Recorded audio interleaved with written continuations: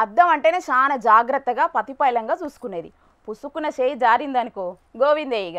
అసొంటి దాని మీద నడవాలంటే ఎట్లుంటుంది? వామ్మో, యాదికత్తనే పెయిల వణుకు పుట్టినట్టు అవుతున్నది కదా. అంతకు మించి అన్నట్టు గాలిలో ఏలాడే గాజు వంతెన మీద నడిస్తే ఇంకెట్లుంటుంది? అసొంటి సీన్లు సినిమాలో చూసినాం కానీ నిజంగా మనవేడ చూస్తాం, మనవేడ తిరుగుతాం అని అనుకుంటున్నారా? మీలాంటల కోసం విశాఖలా ఏర్పాటు చేసింది సర్కారు. చేలో ఆలస్యం ఎందుకు మరి, అటెంకాడికి పోదురు కానీ మొదలైతే ఆ గాజు బ్రిడ్జి గురించి మన వార్తల్లో చూడుండ్రి. వామ్మో, ఇట్లా చూస్తుంటేనే పానమంతా జల్లు జల్లు అంటున్నది కదా. 1020 అడుగుల ఎత్తు మీద, అది కూడా గాజు వంతెన మీద నుండి కిందికి చూస్తే ఆ మాత్రం బుగులు ఉండకుండా ఎట్లుంటది చెప్పుండ్రి. 7 కోట్ల రూపాయలు ఖర్చు పెట్టి విశాఖపట్నంలో ఉన్న కైలాసగిరి మీద ఈ గ్లాస్ బ్రిడ్జిని కట్టిండ్రు.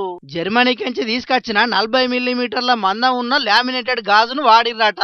ఇక దాని మీదకి ఎక్కినాక ఆయనతో ఈ గాజు వలిగిపోతుంది కావచ్చు అని ఏం బుగులు పడకుండ్రి. ఈ గ్లాసు కింద 40 టన్నుల రీఇన్ఫోర్స్ స్టీల్ సపోర్ట్ ఉంటది కాబట్టి పర్యాటకులు ఎసొంటి భయం లేకుండా ఈ బ్రిడ్జి మీద చక్కర్లు కొట్టచ్చు. ఈ గాజు వంతెన మీద ఒకటే పారి 500 టన్నుల బరువు పెట్టినా ఏం ఫరక్ పడదట. ఇక గంటకు 250 కిలోమీటర్ల స్పీడ్ తోని గాలొచ్చినా కూడా గింత కూడా అనకకుండా జనకకుండా దీన్ని తయారు చేసిరట. ఇక ఈ గాజు వంతెన మీద ఒకటే పారి 40 మంది పర్యాటకులకి బంగాళాఖాతం, తూర్పు కనుమలు, విశాఖపట్నం, కైలాసగిరి ప్రకృతి అందాలు చూసేటట్టు ఏర్పాట్లు చేసినామని అక్కడ అధికారులు అంటున్నారు.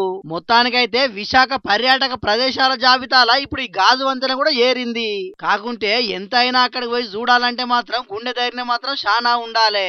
ఈ గాజు బ్రిడ్జి గురించి ఎంపీ భరత్ అన్న ఏమంటున్నాడో ఈనుండ్రి.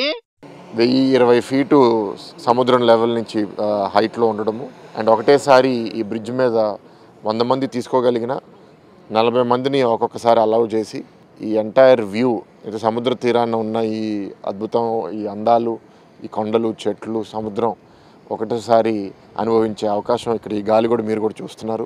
నాకు గాలి గురించి కూడా నాకు చెప్తున్నారు.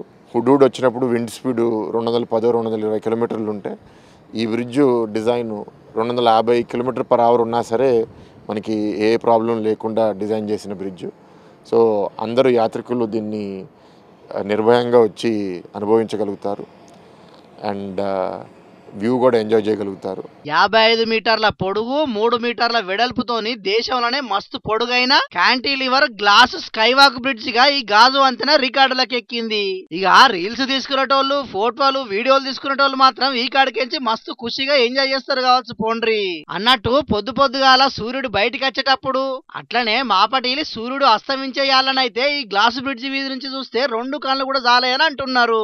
మరి పబ్లిక్ ఇంకెందుకు ఆలస్యం, ప్రకృతిని ఆస్వాదించాలనుకునేటోళ్ళు వెంటనే ఓండ్రి. ఇక ఎవరన్నా ఈ పారి వైజాగ్ ట్రిప్ వేస్తురైతే పక్కాగా ఈ గాజు వంతెనను చూసుడు మాత్రం మరవకుండ్రి. ఇంతకు దీని మీదకి పోయేటందుకు టికెట్ రేట్ ఎంతనో చెప్పలేదు కదా, ఒక్కొక్కరికి 300 రూపాయలేనట.